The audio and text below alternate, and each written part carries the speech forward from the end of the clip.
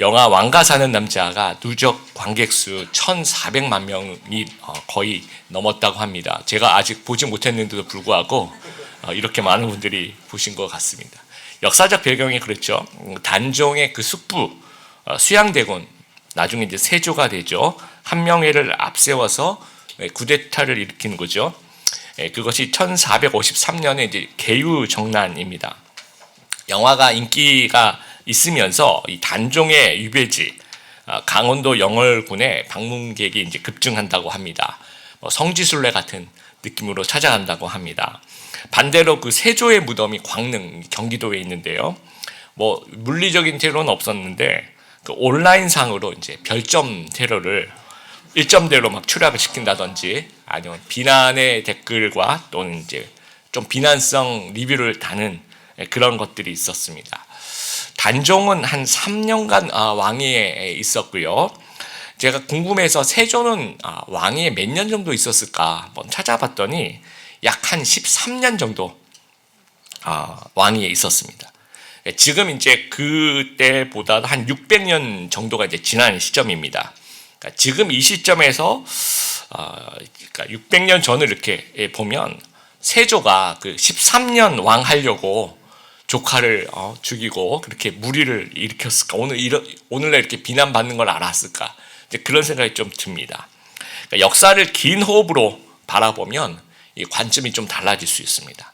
그러니까 다니엘 시대의 역사를 다니엘이 살고 있는 그 시점에서 500년, 1000년 이렇게 좀 앞서서 볼 수 있다면 좀 관점이 달라지겠죠. 우리 성도들도 마찬가지입니다. 그래서 오늘 이 본문의 예언을 좀 같이 한번 봤으면 좋겠습니다.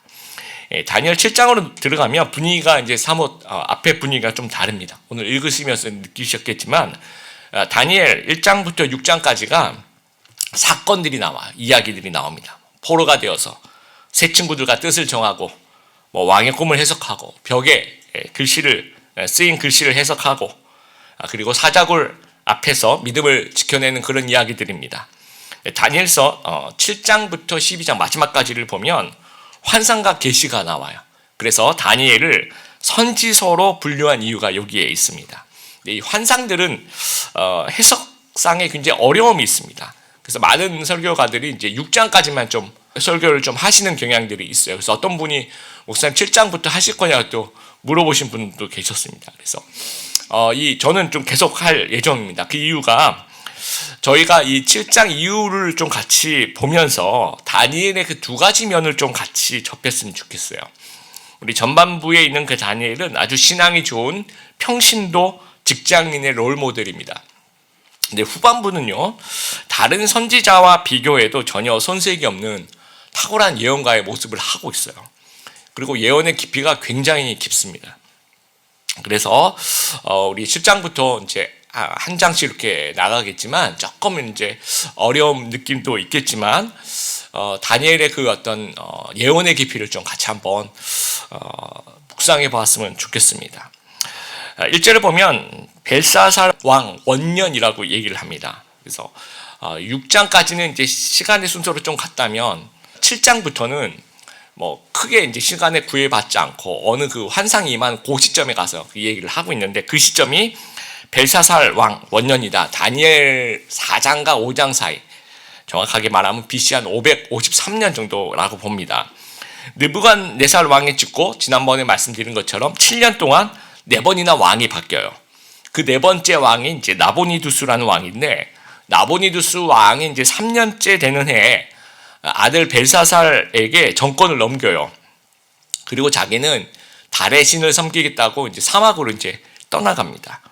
그것이 이제 BC 553년 벨사살이 아버지로부터 왕위를 공식적으로 이어받았다라고 보기는 좀 힘든데 섭정왕 정도의 느낌으로 어떤 왕위를 이어받은 고 원년이라고 보는 거죠. 그리고 이 시점에서 앞으로 한 14년, 15년 이렇게 넘어가면 바벨론이 멸망을 합니다. 그러니까 아직 망하기 전이긴 하는데 이 벨사살이 그 나라를 맡았다는 얘기는 뭐라 할까요? 엄밀히 말하면 이때부터 이제 나라가 기울어지는 거예요. 이때부터 망해가기 시작하는 시점이라고 보는 거죠. 망해가고 있는 거죠. 이 시점에 다니엘이 꿈과 환상을 보게 됩니다. 가장 암울한 시대, 희망을 찾아보기 힘든 이 시절에 하나님이 임하여 하나님의 꿈이 이제 임하게 되는 겁니다. 우리도 마찬가지. 우리도 희망이 없고 암울한 시기에 있다면 하나님이 이런 시기에 나를 안 돌봐주시고 그런 건 아니라는 거죠. 오히려 이 암울하고 희망이 없는 이 시대에 이때 하나님이 임재할 수 있다는 거죠. 그러니까 하나님이 주시는 그 마음이 있어요. 여러분에게 주신 마음. 또 하나님이 여러분에게 주신 생각과 비전이 있다는 거죠. 그걸 좀 품어보게 되기를 바랍니다. 그러니까 7장에 세 가지 환상이 있는데요. 이게 전혀 다른 얘기를 하고 있는 것처럼 보이지만 이게 어떤 연속되고 이어지는 환상입니다. 그리고 난 다음에 이게 뜻을 알 수가 없으니까 천사에게 물어봐요. 그래서 천사가 또 얘기를 해주는 그 장면이 이제 7장입니다. 그래서 차례대로 우리가 한번 보았으면 좋겠습니다. 이제 첫 번째 환상이 2절에 바다에서 이제 올라오는데 바다는 이제 하늘과 좀 대비되는 그런 개념이라고 생각하시면 될 것 같습니다. 하늘, 하나님이 계시는 곳, 뭐 이런 상징들, 또 바다 그러면 좀 뭔가 세속적인 이미지, 뭔가 불길한 느낌이 있는 거죠. 거기서 3절에 보면 이제 4마리 짐승이 나오는데 17절에 이제 천사가 설명하면서 이 4마리 짐승은 내 나라다, 내게 큰 제국이다, 그 얘기를 하고 있습니다. 그래서 첫 번째 짐승은요, 4절에 보시면 첫째는 사자와 같은데 독수리의 날개가 있더니라고 얘기를 해요. 사자의 독수리의 날개가 있는 거죠. 이것을 바벨론 제국이라고 보는 겁니다.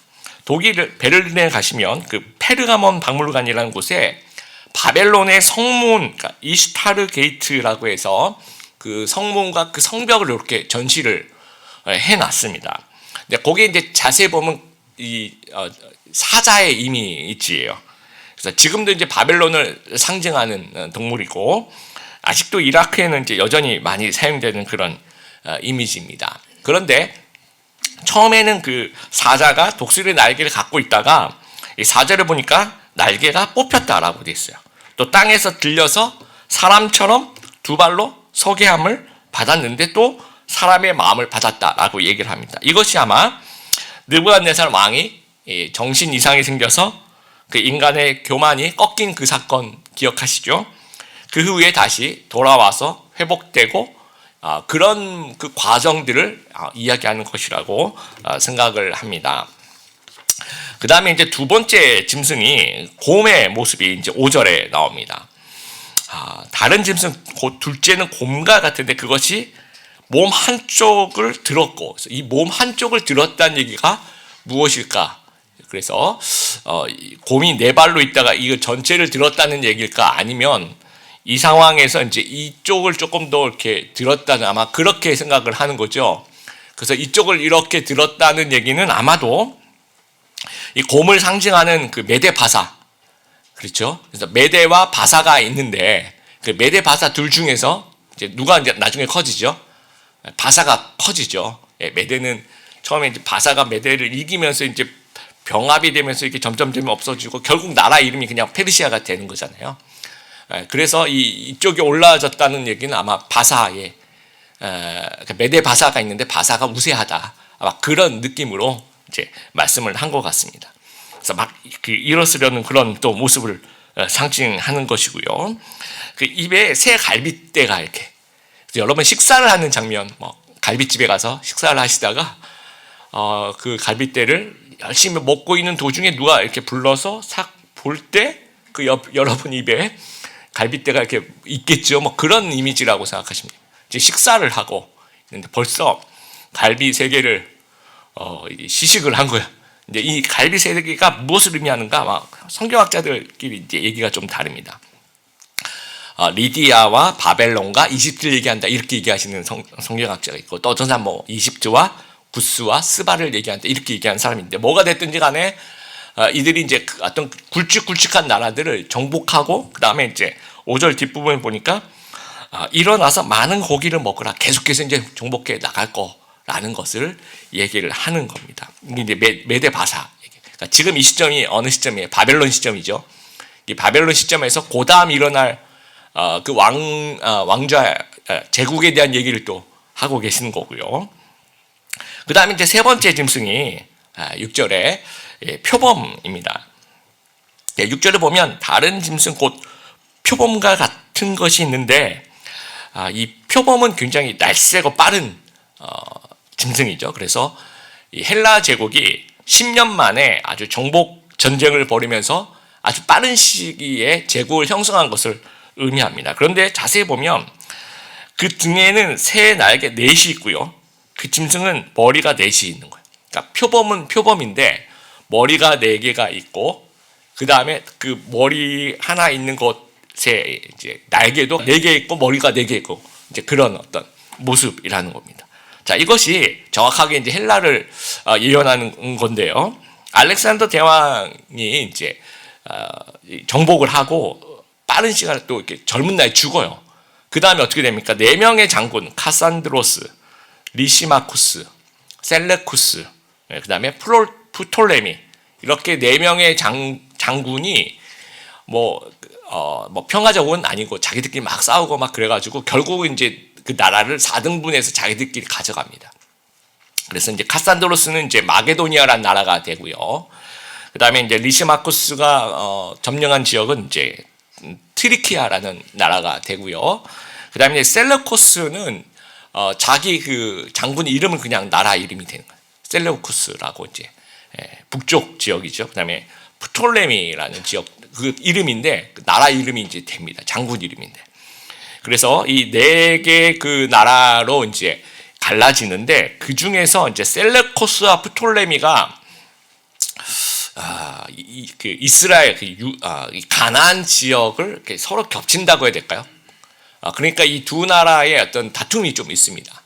그래서 다니엘 11장에 요 내용을 가지고 이제 예언을 또 하는 장면이 나와요. 그래서 요 부분은 다니엘 11장에 조금 더 자세하게 말씀을 좀 드리도록 하겠습니다. 그 다음에 이제 4번째 짐승이 나오는데요. 여러분 그게 7절입니다. 내가 밤 한산 중에 그 다음에 본 4번째 짐승이 무섭고 놀라우며 못생겼다기보다는 좀 기분 나쁘게 무섭고 이게 지금 제일 좀 순하게 그린 그림을 제가 거기서 좀 이렇게 가지고 왔습니다. 다른 것들은 너무 무서워서 저도 밤에 그 꿈에 나타날까 싶어서 그렇게 그림들을 그려놨더라고요. 그래서 이게 뭐냐면 짐승의 모습을 묘사할 때 다른 것들은 뭐 표범이다, 뭐 곰이다, 사자다 이렇게 했는데 이번 짐승은 일반적으로 볼 수 없는 아주 기괴한 형태를 가졌다라고 생각을 하는 거예요. 아니면 또 너무 무서워서 정확히 못 보았다라고 생각할 수도 있을 겁니다. 그래서 그 매우 강하고 또 쇠로 된 큰 이가 있어서 막 먹고 부서뜨리고 나머지는 발로 밟고 뭐 그렇게 굉장히 세다라고 해야 될까요? 아주 강력한 그렇게 정복하는 그런 것이라는 겁니다. 그래서 이제 8절에 뿔이 이제 10뿔이 나는데요. 이 10뿔이 이제 나중에 이제 10명의 왕이다라고 얘기하는데 뭐 10명이 그러면 하나씩 세워서 와서 이건 이제 로마를 얘기한다고 봐요. 그럼 로마의 그 왕이 10명이 누구냐 이제 그렇게 생각하면 안 되고요. 굉장히 그러니까 7이라는 숫자도 그렇고 10이라는 숫자도 그렇고 완전수를 얘기하는 거죠. 아주 많은 왕들이 등장하는데 근데 거기 보면 다른 작은 뿔이 그 사이에서 나더라는 거예요. 그런데 그 첫 번째 얘가 처음에 작은 뿔로 이렇게 나오다가 나중에 얘가 엄청 커져서 그 나머지 셋을 이렇게 뿔이 뽑아버린다. 그런데 이 작은 뿔이 커진 그 뿔에 보면 눈 같은 것이 있고 또 입이 있더라는 거예요.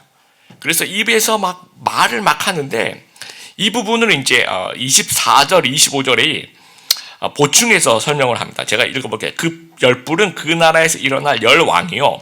그 위에는 또 하나가 일어나리니 그는 먼저 있는 자들과 다르고 또 새 왕을 복종시킬 것이다. 그 다음에 이제 입이 있는 그 부분은 25절에 그가 장차 지극히 높은 이를 말로 대적하여 또 지극히 높은 이의 성도를 괴롭게 할 것이며 그가 또 때와 법을 고치고자 할 것이며 성도들은 그의 손에 붙임받아 한 때와 두 때와 반 때를 지내리라.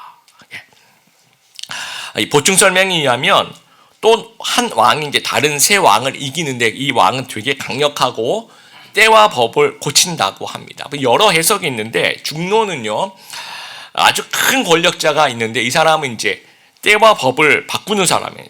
기존 질서를 파괴하는 그런 사람이고, 이 때와 법은 아마도 하나님의 때와 법을 아마 얘기하는 것 같습니다. 그래서 그리스도인들을 박해하고 하나님을 대적하고 이 입으로 막 정말 불경스러운 얘기를 막 하는 그런 것으로 묘사를 하고 있는 겁니다.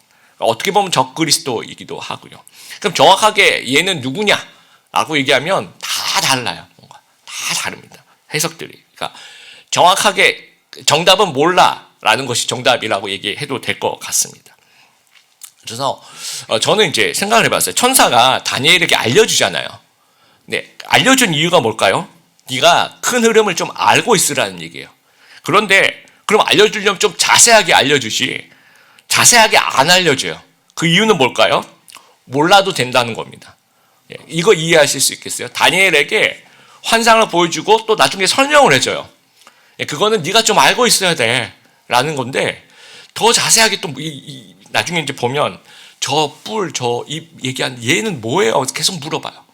그런데 요 정도 설명하고 말아요.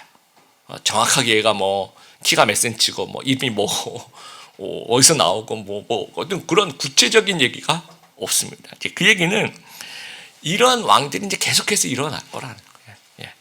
너희가 큰 흐름은 아는데 천사가 알려준 것만큼 알면 된다.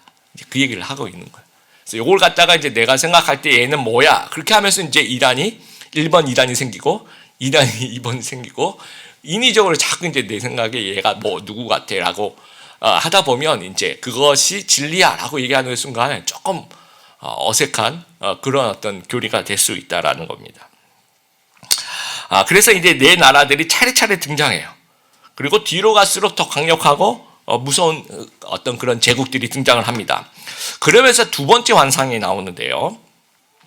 하늘의 왕자가 심판을 벌립니다. 그러니까 첫 번째 환상 끝나고 나온다라기보다는 첫 번째 환상이 이렇게 있고 두 번째 환상이 좀 겹치는 그렇게 여러분 생각하시면 1번 환상, 2번 환상, 세 번째 환상이 다 동시에 좀 겹치는 그런 부분들이 있습니다.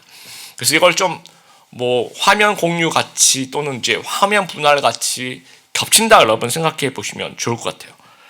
그래서 9절에 보니까 옛적부터 항상 계신 이가 이제 보좌에 앉았다라고 얘기를 합니다. 이분이 누구냐라는 거죠.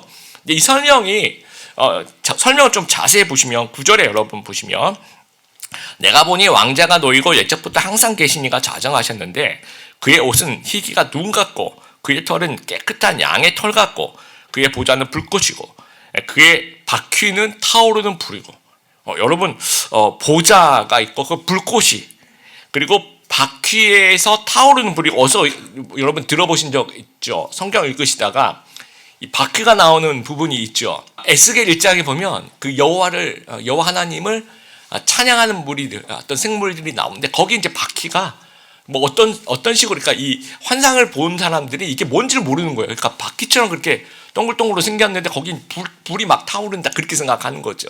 그래서 이 상상에서 이제 거기에 이제 여호와 하나님을 예배할 때 나타나는 어떤 그런 바퀴가 하나 나와요. 그러니까 에스겔 1장의 이미지하고 지금 다니엘 7장의 이미지가 정확하게 일치하고 있습니다. 그리고 난 다음에 희다라고 얘기를 해요. 눈 같고 머리털이 막 양털 같고 여러분 희게 변하신 예수님의 모습 기억나시죠? 변화산에서 바로 그 모습이고 계시록 1장 14절에 보면 그의 머리와 털의 희기가 흰 양털 같고 눈 같으며 그의 눈은 불꽃 같고 계시록의 이미지도 여호와 하나님 아주 희게 이렇게 하얗게 그렇게 그리고 있는 겁니다. 이 성부 하나님의 이미지가 에스겔과 다니엘과 요한계시록 이미지가 정확하게 일치를 하고 있습니다. 다니엘하고 에스겔은 거의 동시대 사람이에요. 그러면 그럴 수도 있다라고 보는데 요한계시록은요 지금 이 다니엘 시대부터 약 700년 지나서 있는 그러니까 이 성경이 굉장히 서로 차이가 있지만 읽어보면 이걸 성경의 통일성이라고 얘기합니다. 왜냐? 이 통일성이 있는 이유가 뭡니까? 성경의 저자가 한 분이시기 때문에 성부 하나님이 이제 성경의 저자이시기 때문에 원저자라고 해요. 사람들이 이제 쓰게 만드신 거죠. 그렇기 때문에 이게 통일성을 갖게 되는 겁니다. 그러면서 이 보좌에 앉으신 성부 하나님 뭘 하시냐면 심판을 하세요. 10절에 보면 심판을 하시는데 책이 나와요. 생명책이 있죠. 또 행위를 기록한 또 우리의 상과 벌을 주시는 그런 책이기도 하고, 이 책에 대한 얘기는 성경 전반적으로 굉장히 많이 나옵니다. 여러분, 모세가 금송아지 사건 이후에 하나님께 기도를 하죠. 하나님, 주의 책에서 내 이름을 지워 주시옵소서 라는 기도를 해요. 그러니까 책이라는 단어를 이제 모세가 쓰고 있죠. 그리고 예수님께서도 너희 이름이 하늘에 기록된 것으로 기뻐하라 또 이렇게 얘기하시고, 또 다윗도, 사도 바울도 이 생명책에 대해서 굉장히 많이 언급하고, 제일 많이 언급한 것이 이제 요한계시록입니다. 생명책이라는 그 단어를 아주 많이 이야기를 하고 있어요. 그래서 이 보좌에 앉으신 두 번째 환상은 하나님이 심판주라는 거예요. 아까 4개의 나라들이 쭉 이렇게 나왔잖아요. 근데 그 4개의 나라를 하나님이 이제 보좌에 앉으신 하나님이 심판을 하시는 거예요. 그래서 11절, 12절에 그 얘기입니다. 그 중에서 이 4나라 중에서 가장 무서웠던 그 로마라고 예상되는 그 4번째 짐승 중에서 그 뿔이 나와서, 그렇죠, 막 말하고 그 11절 보십니다. 내가 작은 뿔이 말하는 큰 목소리를 말미암아 주목하여 보는 사이에 짐승이 죽임을 당하고 그의 시체가 상한 바 되어 타오르는 불에 던져졌으며, 이게 우리 하나님께서 그 4번째 짐승을 이제 심판하시는 그 모습을 이야기를 하는 겁니다. 그리고 12절, 그 남은 짐승은 그의 권세를 빼앗겼으나 그 생명은 보존되어 정한 시기가 이르기를 기다리게 되었더라. 좀 이상하죠? 왜냐하면 시대적으로 보면 첫 번째 짐승이 나오고, 그렇죠, 멸망하고, 두 번째 짐승 멸망하고, 세 번째 이렇게 돼야 되는데, 지금 성경에서는 제일 마지막 애를 제일 먼저 심판을 합니다. 그리고 난 나머지는 또 각자 알아서 심판할 거야 라고 얘기하는데, 이것은 여러분, 이게 시대적 순서대로 쓰여 있는 것이 아니고, 이건 환상이 뭐라 그럴까, 의미를 전달하는 거기 때문에, 이게 하나 둘 셋 넷 중에서 4번째 짐승이 하나님을 대적하는 가장 악랄한 짐승이라는 거예요. 그래서 하나님이 먼저 진노를 표현하시는 겁니다. 그렇게 나머지는 또 차차 그런 어떤 진노의 순서로 보는 게 맞아요. 그래서 내 나라가 아무리 강해 보여도 결국 하나님이 심판하신다는 거예요. 이게 어떤 의미냐면요, 여러분 이제 영화 같은 데 보면 카드나 포커 뭐라 그럴까, 하여튼 그런 판이 이제 벌어졌습니다. 그러다가 이제 그 중에서 2명이 이제 같이 판을 벌이다가 막 둘 다 막 올인을 했어요. 그러면 영화에 보통 어떻게 해요? 좋은 패를 갖고 있는 누군가가 막 웃으면서 탁 이렇게 보여주는데, 그 패가 굉장히 높은 패라고 해야 될까요? 굉장히 좋은 패예요. 막 웃으면서 내가 이겼다 하면서 그 돈을 이렇게 딱 가져서 자기 앞으로 싹 가져가죠. 그리고 영화 끝나는 아니죠? 그럼 어떻게 합니까? 잠깐만 하면서 주인공이 패를 딱 꺼냈는데 보니까 더 높은, 가장 좋은 패가 나와. 그러면 이 사람이 아니 어떻게 이런 패가 나올 수 있지? 하면서 결국은 그 돈을 주인공이 다 가져가요. 그래서 정말 그 허탈한 표정으로, 그런 지금 이 장면인 거예요. 예, 지금 나라들이 나와서 내가 권력이 제일 세, 내가 이제 이 땅을 다 내가 가졌어라고 얘기하는데, 마지막에 잠깐만 하면서 성부 하나님께서 그 보좌에 앉으신 분이 심판하시는 거예요. 성부 하나님이 가장 세다라는 거예요. 성부 하나님의 그 가진 능력이 그 여러 짐승의 나라들하고 비교가 안 된다라는 그 얘기를 하고 있는 거예요. 그래서 이 네 제국의 그 다니엘 2장에 나타난 모습하고 다니엘 7장에 나타난 모습하고 정확하게 비교가 됩니다.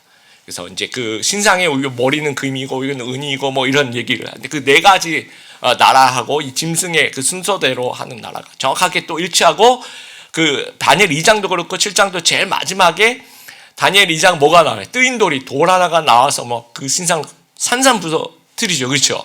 근데 7장에서는 하늘 보좌 심판이 있는 거예요. 예.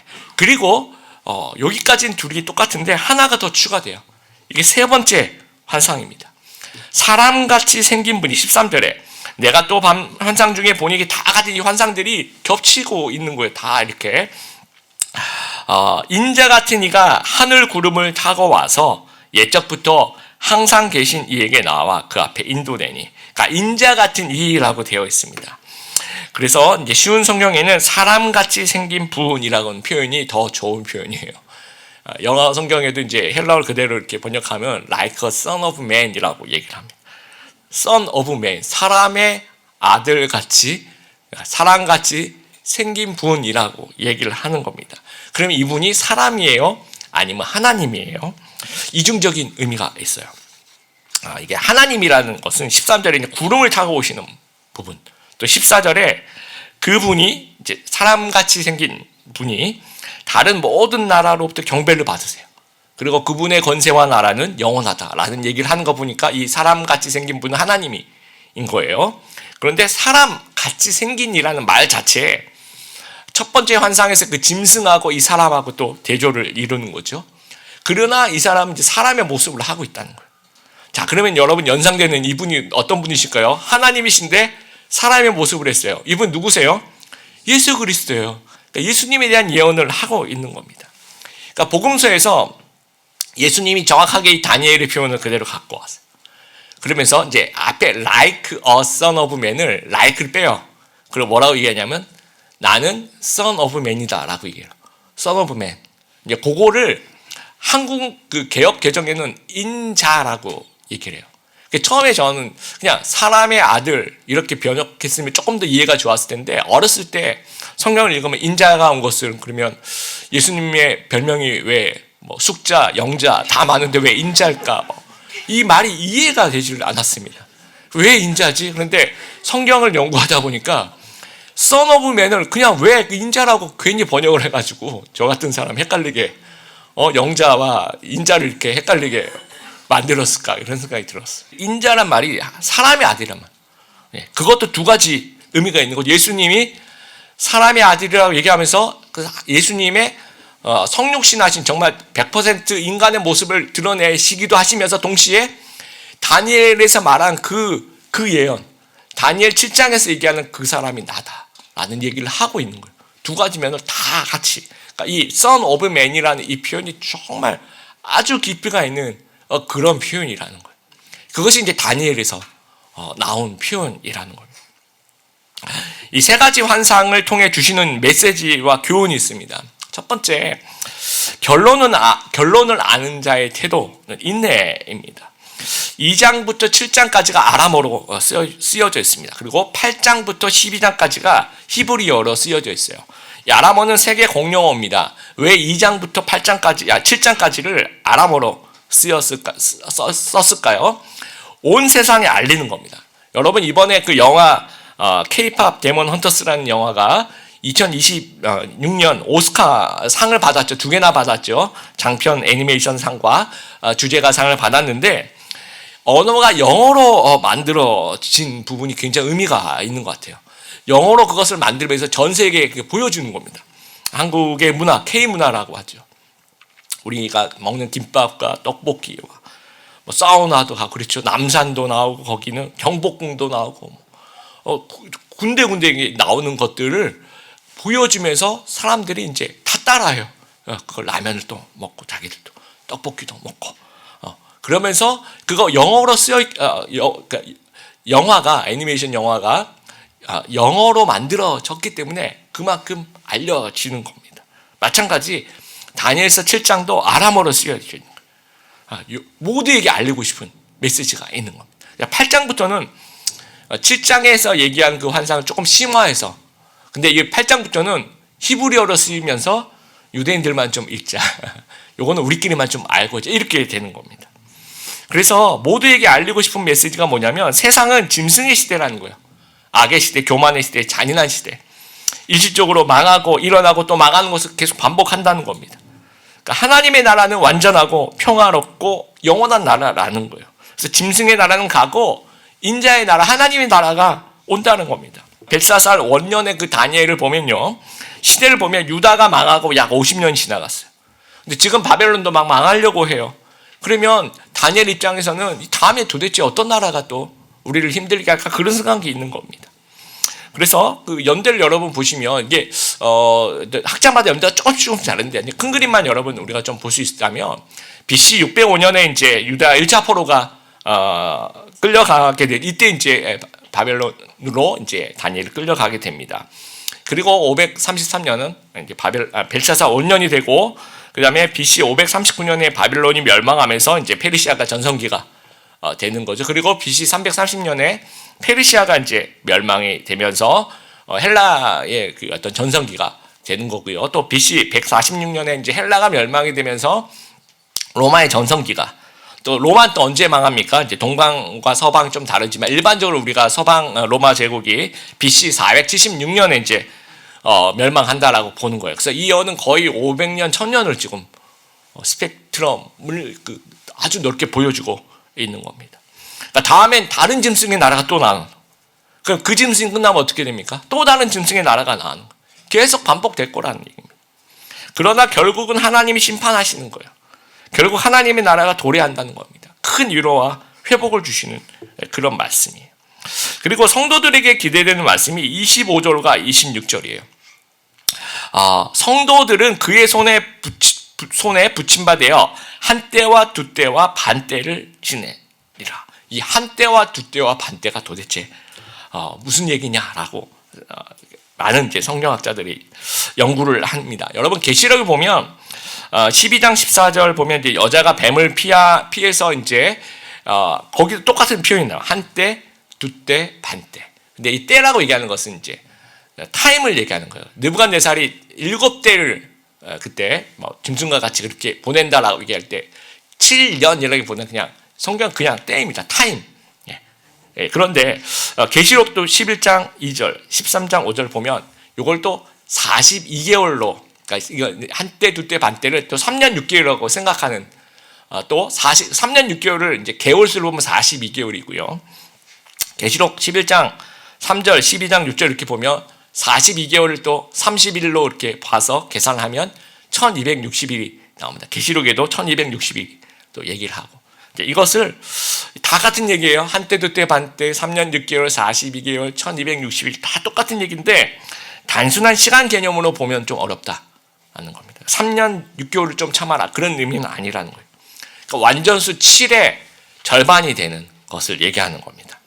그런데 이게 완전수 7의 절반인데 이게 길지도 않으면서도 짧지도 않아요. 한때가 지나면 다음이 뭐가 올 것 같은데 또 두때가 두때가 끝나면 또 뭐가 올 것 같은데 또 반때인데 반때는 또 좀 짧은 것 같고, 어떻게 보면 이 고난의 시간이 길 것 같기도 하면서 짧은 것 같기도 하면서 그런 시간이라는 겁니다. 제한된 때, 예상 가능한 시간이 아니라 뭘 할 수 있는 시간 아니라 인내하는 그런 시간입니다. 그런 인내의 시간이 지나가면 26절에 그러나 심판이 시작되고 라고 얘기해요. 그러나 심판이 시작되는 겁니다. 그러면서 27절 하나님의 백성이 권세를 잡는 겁니다. 그러니까 이 큰 그림을 이해하고 인내하라는 거예요. 결론을 아는 사람의 어떤 그런 여유를 가져라는 겁니다. 이 제국들, 이 나라는요, 그 당시에 가장 크게 영향을 미치는 거예요. 이 제국들이 어떻게 되냐에 따라서 이 당시 사람들의 목숨이 위태로웠다는 거예요. 이걸 사나운 짐승으로 묘사를 하는 이유가 여기 있습니다. 그렇다면 오늘날 나를 억누르는 현실은 무엇입니까? 여러분에게 큰 변화를 주고 여러분에게 큰 영향을 미치는, 나를 까닭없이 괴롭히는 세력이 있을 거예요. 그것이 뭐 일터일 수도 있고요, 그것이 어떤 사람일 수도 있고, 그것이 어떤 프로젝트일 수도 있고요, 그것이 이제 최근의 어떤 상황일 수도 있습니다. 근데 이런 것들이 이 짐승들로 묘사되는 이 나라 짐승들이 모두 다 지나간다는 거예요. 언제, 얼마나, 그러면 얼마 있다가 지나가냐? 한때, 두때, 반때 있다 지나간다는 거예요. 그러면 이 결론을 모르는 거죠. 그러니까 결론은 알죠. 지나가는 거예요. 그러면 우리가 결론을 모르고 때도 모르면 되게 불안해요. 근데 결론을 알고 때를 알면 그게 제일 좋겠지만 성경은 때를 안 가르쳐줘요. 그냥 한때, 두때, 반때다. 그게 얼마예요? 모른다. 얘기를 안 하시는 거죠. 그래서 지금 우리는 결론을 알고 때는 몰라요. 그렇기 때문에 필요한 것이 인내라는 겁니다. 소망을 품고 인내하는 거죠. 그러니까 궁극적인 소망은 하나님 나라를 기다리는 거죠. 그때까지 한때, 두때, 반때를 견디는 겁니다. 극복하는 것이 아니고 어쩌면 견디는 것입니다. 프랑스의 인상파 화가 르누아르가 노년에 다리와 양손에 그 마비 증세, 그 악성 관절염이 생겼다고 합니다. 그래서 붓을 잡는 것조차, 그림을 그리는 것조차 아주 큰 고통이었다고 해요. 그런데도 불구하고 르누아르는 그림을 포기하지 않고 그림에 대한 열정이 더욱더 이제 뜨거워졌다라는 거예요. 그래서 이제 아주 친한 화가 친구가 방문을 했는데 르누아르가 손에 이렇게 붓을 이렇게 들고 그걸 이제 붕대를 이렇게 감아서 그렇게 이제 그림을 그리는데 이게 힘드니까 아주 고통스럽게 표정이 일그러지면서도 그림을 그리고 있더라는 거예요. 그래서 왜 이렇게 그러냐? 고통스러운데 그럼 좀 쉬어라. 좀 그만 그림을 그리지 않으면 어떻게 했느냐 이렇게 물어봤더니 르누아르가 하는 얘기가 고통은 순간이지만 그림의 아름다움은 영원히 남는다라고 얘기를 해요. 여러분 성도의 고통도 마찬가지입니다. 순간이에요. 순간이지만 그 가운데 견디며 그려나가는 그 일상은 굉장히 아름다운. 결국은 우리가 이 고통과 이 아름다움이 같이 가는 이 역설 속에서 결국에는 이 해피엔딩을 맞는다는 사실들 우리가 좀 기억하면서 우리에게 주신 그 한때와 두때와 반때의 시간들을 좀 견디며 지나갈 수 있는 저희들이 되었으면 좋겠습니다. 두 번째, 이 다니엘의 두 가지 모습의 균형을 좀 기억하게 되길 바랍니다. 이 전반부는 신앙이 좋은 평신도 직장인이죠. 근데 후반부는요, 탁월한 선지자의 모습입니다. 그래서 우리는 이 둘 중에 하나만 좀 기억하는 경향이 있어요. 다니엘의 정말 그 잘 나가는 형통함만 기억해요. 그러다 보니까 성공 중심의 가치관으로 치우칠 위험이 있고요. 반대로 다니엘의 영성만 기억해요. 그러면 현실의 감각이 떨어질 위험이 있는 겁니다. 그러니까 현실과 영성을 모두 갖춘 탁월한 다니엘의 모습이 오늘날 우리 시대에 꼭 필요한 성도들의 모습이라고 생각합니다. 그러니까 현실의 생활을 잘 꾸려나가서 일터에서도 칭찬을 받는 그런 직장인의 모습도 있어야 되겠지만 동시에 영성, 우리 성도들이 이제 생각할 때 나는 평신도야, 나는 목회자도 아닌데 뭐 하면서 혹시나 신앙을 게을리할 수도 있다는 거예요. 그러면 안 된다는 거죠. 다니엘은 목회자가 아니었잖아요, 그렇죠? 평신도 직장이면서도 불구하고 영적으로 깨어 있었고 하나님과 깊이 대화하는, 또 나중에 우리가 8장, 9장, 10장 이렇게 가면 다니엘의 기도하는 모습, 다니엘의 성경을 읽는 모습 계속 나옵니다. 하나님과 아주 깊이 대화하는 성숙한 신앙인의 모습이었다는 겁니다. 그래서 우리도 이제 그런 어떤 영성을 갖추기 위해서 노력해야 되는 거죠. 여러분, 릴레이 우리가 성경 통독하고 있는데 성경을 또 읽으셔야 되고, 또 이번 토요일 요한복음 세미너, 그렇죠? 어떤 그런 말씀을 좀 배우는 것에 있어서 영적 목마름을 좀 갖는, 어떤 갈증을 좀 가지는, 그래서 힘들더라도 영성의 씨앗을 좀 뿌려볼 수 있는, 우리 시편 126편 5절에 그런 말씀하죠. 눈물을 흘리며 씨를 뿌리는 자는 기쁨으로 거두리라. 우리가 정말 이 직장 생활하면서 힘들고 어렵지만 그럼에도 불구하고 이 영성의 씨앗을 좀 뿌려가면서 기쁨으로 단을 거두는 그런 우리 성도님들 되었으면 좋겠습니다. 말씀을 좀 마무리합니다. 온 세상의 역사를 주관하는 하나님을 우리가 좀 신뢰하고 우리 개인의 역사도 하나님이 주관하신다는 사실들 기억하면서 결론을 아는 자의 여유와 인내를 가지는 견디는 자 되시기를 바랍니다.